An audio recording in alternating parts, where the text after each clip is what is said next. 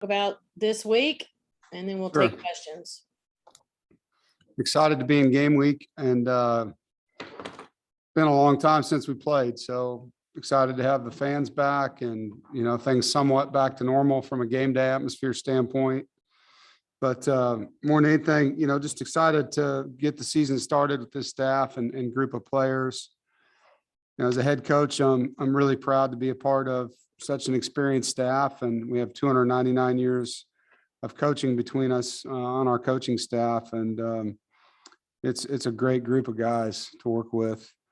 A group that cares a lot about each other, likes to have fun together, and does it for the right reasons. And we get to work with some fantastic young people. I mean, it's a team that has grown together over time and definitely understands the commitment.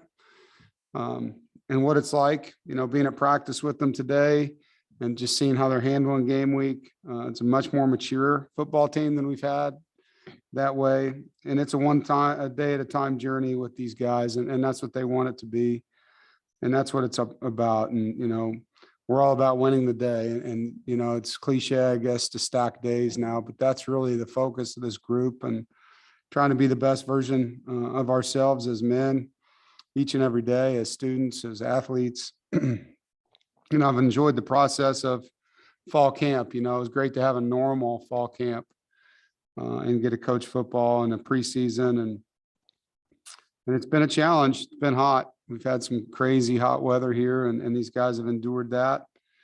And so nice to play a night game Thursday and not have the sun on our necks for a day. And looking forward just to seeing them get to go out there and compete against somebody else. I know they're sick of hitting each other, but it's time to test our mettle and, see where we're at and what we need to work on, and what we've grown, where we've grown. It's the first opportunity and test of the season, and we're excited to play a very athletic South Florida team, an experienced team. They've had a new coach last year who we're very familiar with. When he spent all his years at Clemson and did a great job there as an offensive coordinator, and they're in year 2 with him. And so, I know what that's like. First year in a program is difficult, and they've got a lot of players back, but they also have a lot of transfers that they've brought in. And so, I know he'll have his team ready. For us, I've always felt like the opening games, you're chasing a lot of ghosts, particularly coming out of a COVID year. Because there's opt-outs on the team that you're playing that are back, and then there's transfers and there's new guys and different jersey numbers, and maybe there's a handful of new coaches. But early in the season, I feel like, and really year round, but particularly early, and you see it in bowl games, there's some sloppy play. There's a lot more games that are lost than won at the beginning of seasons, and we've made that a major focus here, to be the best team we can.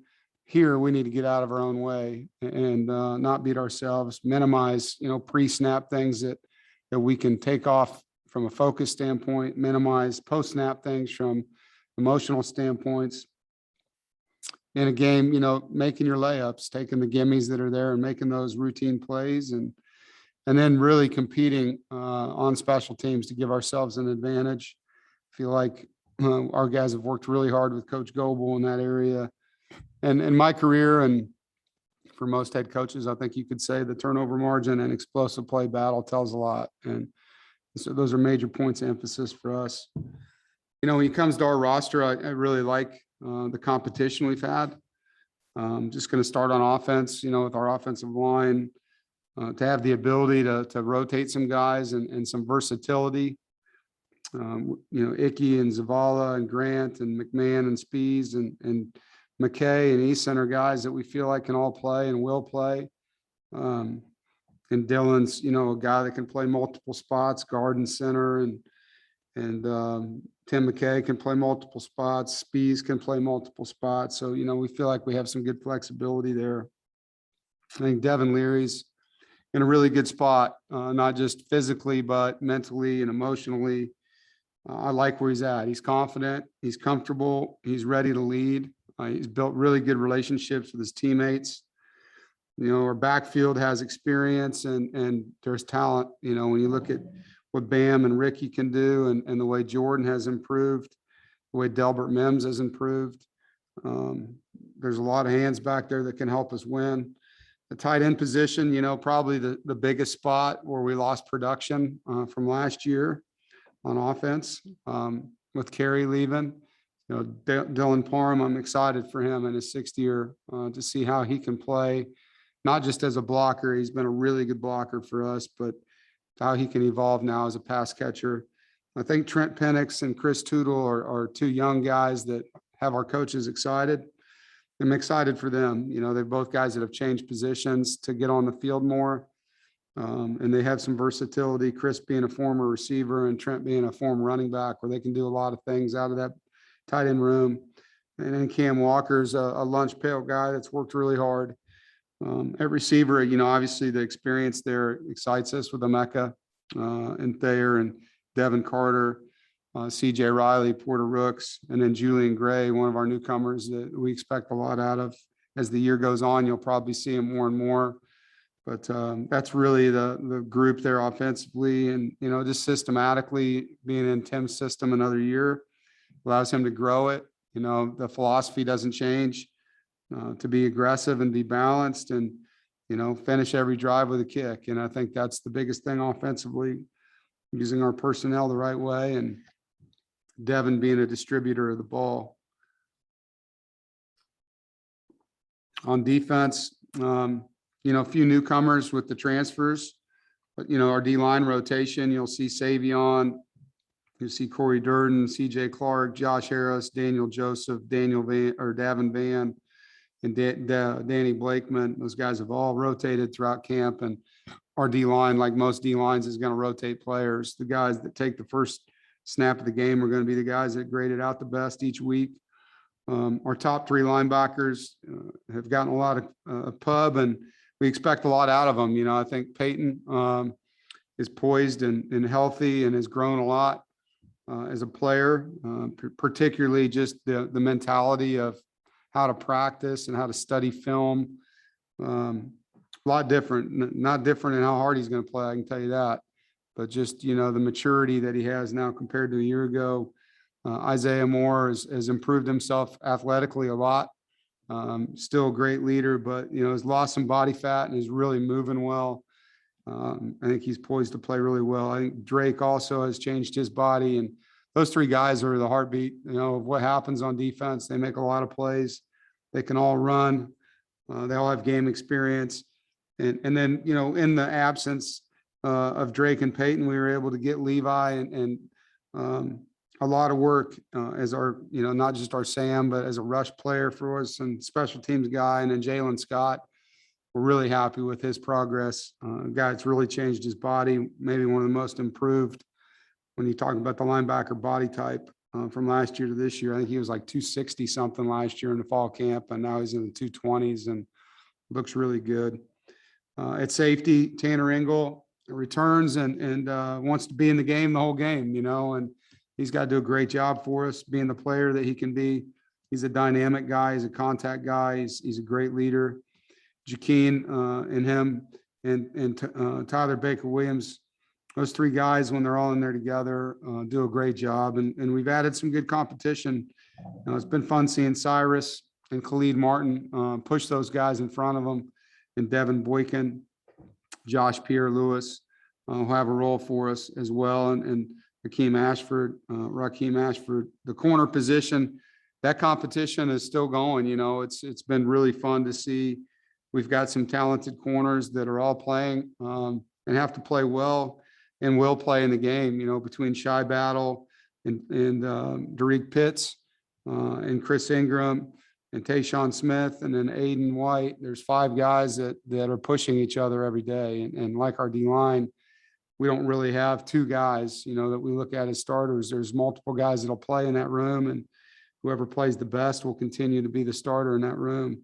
And we'll have a rotation, and the way offenses play now at their tempos, we need to have a rotation in many of these spots. Our specialists, as you guys know, Chris Dunn and Trent Gill and Shimko, our long snapper, those 3 guys have been together now going on 3 years, and looking forward to seeing them together again. I think Thayer is our punt returner and Bam is our kick returner. and it's a must-win area. It's an elite group that has game experience that needs to give us an edge. As far as game day, having a night game at Carter Finley, very excited for our team, for our fans, to be back together at home on a Thursday night. Our Thursday nights have been electric and expect it to be. I appreciate Boo Corrigan and Fred Demarest and the admin staff for the improvements that have been made in the stadium. I think the beer garden area, the party platform, or whatever we're calling that up there, is going to be fun, for those that take advantage of it, and hopefully give you a reason not to leave at halftime, stay in there and hang out with us and enjoy what's going on. We need a 4-quarter crowd.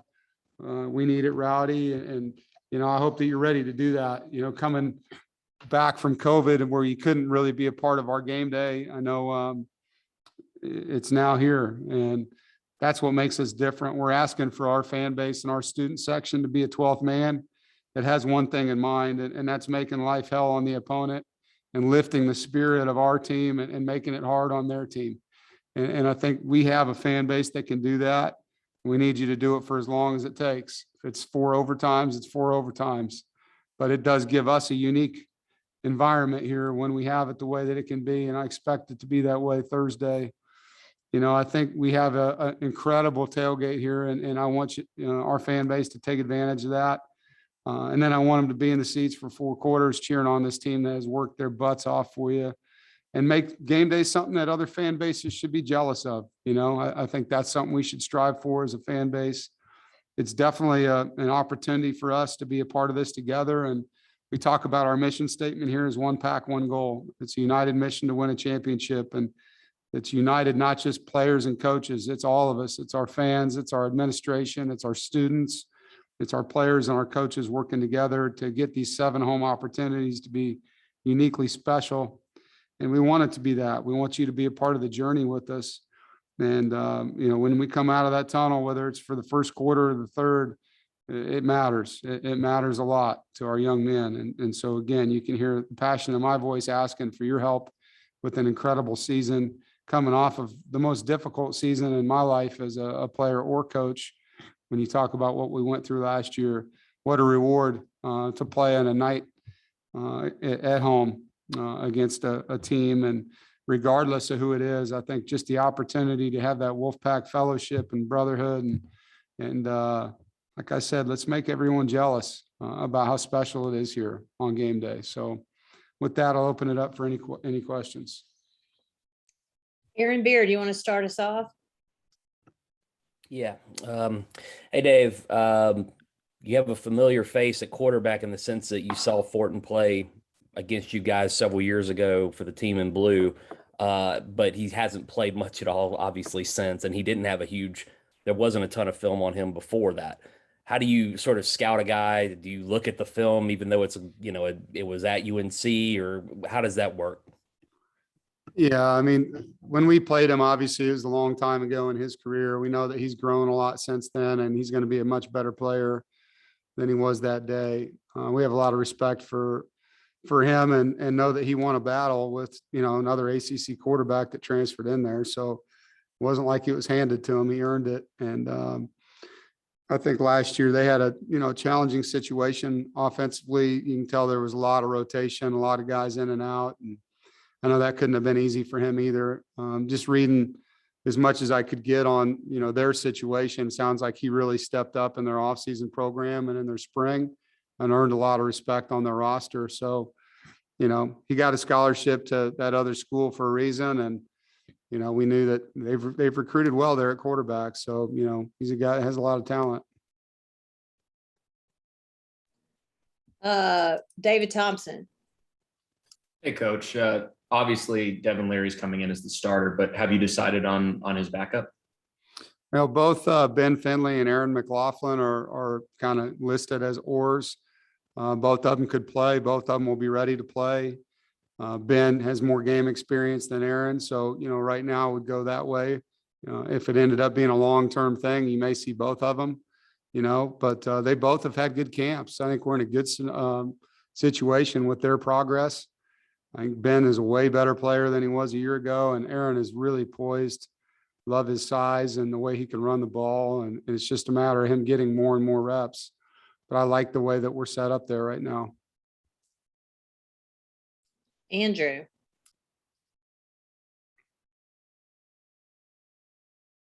Dave, you mentioned having that game day atmosphere at Carter Finley Stadium back. You've got some guys, some guys who played last year that were transfers into the program or freshmen who really have never had a chance to experience that in full before. How excited are you for them going into this game?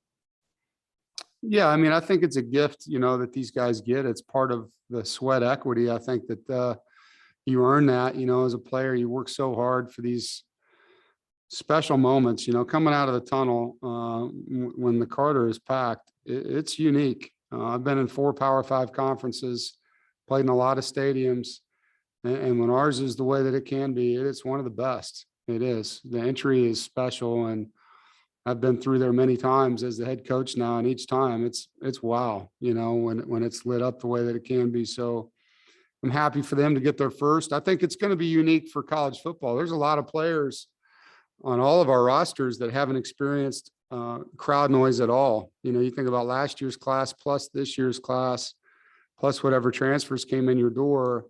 In some cases, it may be half of a team that hasn't played in front of a loud stadium before. So how teams can handle that is going to be part of the challenge this year for road teams. Gibby. Yeah, Coach, you said this is a mature team. Can you kind of elaborate on that and how, if it is a mature team, how does that maybe help the coaching staff and how you guys coach? Yeah, well, I think last year they stepped up in a big way, leading each other through that quarantine time, and that showed a lot of maturity. How we handled the day-to-day protocols through COVID showed a lot of maturity. I think we made a lot of immature things happen on the field still in that. And so we were able to take the good, the bad, and the ugly, I think, and go into the offseason and really praise them in some ways and challenge them in some ways. We had 109 penalties last year, and that's a lot over, the course of 12 games. And we can't be like that. And when you break down what they were, the guys, I broke them down to them. I showed them, here's all of them. And here's the ones on offense. Here's the ones on defense. Here's the pre-snap. Here's the end play ones. And then here's the post-snap. And, what can we do to fix this? And so those guys were really diligent about wanting to fix it. We had officials at every spring practice. We had officials at every fall camp practice. And we were throwing the yellows at them, and then we were talking about them. And so hopefully that'll lead into this formula for winning that we believe in here. Because I think, you can make it harder to win on yourself and that, in my, the way I look at it, it's immature. When you're having pre-snap focus penalties and post-snap emotional penalty, that's immature football. And so that's where I'm hoping you see it. We did see it in our second scrimmage. We saw a huge improvement. So hopefully that'll carry over to game day. Corey. Dave, I know you talked about having all of your assistants back, with the exception, obviously, of George McDonald. You bring in Joker Phillips. You said 299 years of experience. How much more confident do you feel at this point compared to last year, not only having most of those guys back, especially at the lead in terms of offensive and defensive coordinator, as far as the install is concerned, but also knowing who your opponent's going to be in week 1 for several months now at this point? Yeah, it's a way different setup. I mean, we had 3 different teams we were going to play in the opener last year and 1 month from the season start, so that was crazy. But, Coach Gibson and his staff have now been together with him as the coordinator 2 years. Tim and his staff have been together for 2 years. Joker is new, but Tim had worked with Joker previously. Coach Roper had worked with Joker previously. So, there's a lot of continuity in there, and we've done a lot of things. From a staff building standpoint, whether it's just our coaches hanging out or our coaches and our coaches' wives hanging out. We've done a lot, to get close with each other and feel really good, going into the season. These guys have been through a lot in games, whether they were coordinators or position coaches, or in Joker's case, he was a head coach, so they've seen a lot. And so for me, it's great to have those kind of guys in the room with me that can, hey, coach, have you seen this? I saw this today, made me think about something that happened to me in 2006 and wanted to share this story with you. Maybe it's something that can help us. Charlie Wiles, is got a lot of coaching in him. He can, hey, Coach Beamer did this one year, thought it was really good, so it's been nice having that kind of sounding board. And obviously Ruff and McNeil and I, spend a lot of time talking about things, not just with the team, but with staff things, things that he's seen with coaches or that I'm seeing, and asking each other's opinion of them. Thank you. Yep. Brett. Dave, I know it's only one of 12, but last year that opening game against Wake Forest really kind of set a tone for that you guys just picked up on and built on. How important is it to get off to a good start in that first game and to really set a tone for the rest of the season? Well, I mean, it's obviously helpful to do that, but it's not going to always be that way, Brett. We got to go out and do everything we can to make it go our way. And, Wake Forest, we had a heck of a game last year, but that was last year. Whatever this first experience is, we're going to have to grow from it. Hopefully it's a win. That's what we're all trying to do. Both teams are, but it's a long season, and we need to take whatever we can from that first game. And I think the biggest goal of this team is to get better every week. Every single week we want to grow and learn and improve. Thanks. Yep. Jonas.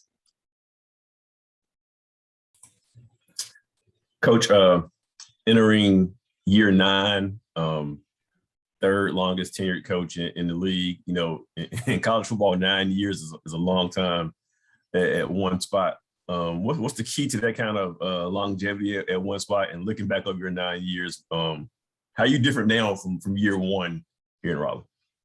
Well, it's a blessing to be here this long, for one. You're not always wanted as long as I've been able to stay, and winning obviously is part of that. What we do from a recruiting standpoint, how we develop players, the type of young men that want to be here, and the things we've done in the community, the things we're doing in the classroom, all of it plays into the product and the way our former players have done in the NFL, the way they talk about our team, our coaches, and I think there's just a lot to it. It's rare to be somewhere as long as I am. Obviously, football has been played here. I don't know if it's 138 or 139 years now at NC State. To be second on the list of tenured coaches at this university, I think says it all. It's hard to do. One of my best friends, Chris Ash, coaches in the NFL now, used to be the head coach at Rutgers and the coordinator at Ohio State. And we were together at Wisconsin and Drake. We were talking on the phone earlier this summer, just talking about the NFL and how that is, and we're talking about college. And he's like, dude, you're almost at a school for a decade. And I just started laughing. I mean, it's hard, because I still look at myself as somewhat of a young coach. I'm used to being called that. Now I'm the third oldest in the league and second long-standing in the conference. So it's kind of crazy, but it's a total blessing that Sarah and I have been able to be here this long, and our children have been able to stay in their schools as long as they have. And we hope that we're here for the duration, until I'm done with this sport. Or the sport's done with me, whatever it is. But we love the city of Raleigh and the fan base and what this state brings geographically. As someone that lives here, we're in a really, really awesome place to live. I mean, I think you guys that have been here for most of your lives know that. I've been all over the country. I've lived in California to Montana to Illinois to Iowa, Kansas to Wisconsin. To be able to not get on an airplane and go mountains to lakes to rivers to ocean, it's pretty unique. And so consider myself blessed to live in such a great place. Aaron. Yeah, Dave, a lot of the talk in July was about the 85% mark on vaccinations, and now we're at game week. Do you have an updated number on where you got? And the other thing I wanted to ask about that was, how did you handle those conversations with the team, whether it was education? Maybe you're not trying to push it on them, but I'm sure you had guys that had concerns and questions. Yeah. So how did you handle that? We're above 90%, Aaron, close to 100.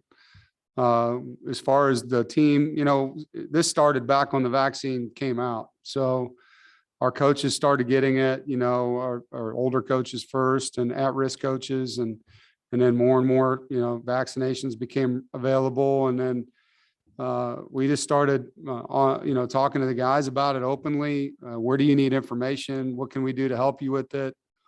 We brought our team doc. He's been in multiple times. He's had visits with our entire team. He's had individual visits with guys that wanted to ask more individual questions about it. Same with our coaches. I mean, we had coaches that had questions about it. So, offering them opportunities to get that. And then, eventually there was decisions made, about whether you can travel or not travel as a staff member or an athlete. And, like I told the guys, at some point in time, you're going to have to make a choice, and you may not like your choices, but you're going to have a choice. And for us, the choice is to get the vaccine and be a part of everything, or not get the vaccine and not be a part of everything, but still be a student and, on scholarship and on the roster and all those things. I'm not going to hold a grudge or be upset with anybody. But at the end of the day, we all saw what this did to our country last year. And I think we're all in a different place now, knowing that there is protection for those of us that, believe in the vaccine and see the numbers that what's going on in the hospitals for the unvaccinated population. It's been tough. And so just trying to provide all that, the best of our ability, and keeping everything out of it from a political standpoint, everything out of it other than the medicine, and just trying to leave it at that. I'm not a guy that goes to get advice from someone that isn't professional at it. If I have financial advice, I'm going to go to a financial advisor. If I have medical advice, I'm going to go to a doctor. And one thing about the Triangle, we have phenomenal healthcare, and so we're able to get some really good answers from people that have studied this for a long, long time. If I could ask a follow-up real quick, is there a competitive advantage is this even factored into your thought of, guys being able to have team meetings and do the things that you normally do? Yeah. Or the more likely to be available or less likely to run into a problem? Yeah, I think so. I mean, for us, inside the Murphy Center, we're 100% vaccinated. And so it's for us to be able to, we still have to wear a mask in here because that's the policy on our campus. But, we can have meetings with our guys, and, the contact tracing rules, as are different from CDC and university standpoint. So I think it's a lot different than waking up every day, looking at my cell phone and seeing who has a runny nose, and these 20 players can't come to the building because of it. Like, we don't have that anymore. If you have symptoms, you're removed until you have a negative test, and it's just one person that has to leave, and a lot different than last year when it comes to who could be pulled out of your roster or your staff, and not just your coaching staff, your training room staff, your dining room staff, your nutrition staff, your weight room staff, your operations staff. Like, you could lose a lot of workforce last year because of one person not feeling well. And so I feel like there's a huge competitive advantage if you can prevent that from being how you live on a daily basis. And we've been able to do that. So it's nice to be able to have that kind of setup right now. Coach McClam. Dave, you mentioned the transition from camp to game week. Is there a palpable feeling you get when you make that move? And how is this group handling it compared to the other guys you've had at NC State, other teams you've had at NC State? You look like the old man of the sea, Rob. Man, that is a good look, dude. I'm kind of distracted. Yeah, from transition to fall camp into game week. At this point, Rob, they're so sick of not playing. Like, they want to play a game. They're at that point and going to practice. They value practice. They know they need practice, but they do want to see where they're at and compete at this point. And they've handled it well. I think the one thing that's been unique or fun, I guess you would say, as a coach, is watching them coach each other now and teaching some of the younger guys how to study film. I think that was something at Wisconsin that I learned as a coach. That was kind of just the way things were at that university. The players came in and studied a lot of tape, and they demanded it from each other. And I've shared those stories with our players here, and you see it now in them. They want to be great, and they understand that the guy behind them may have to play, and he better know what he's doing. And so watching how they handle each other that way has been a lot of fun. Is that Joe Giglio?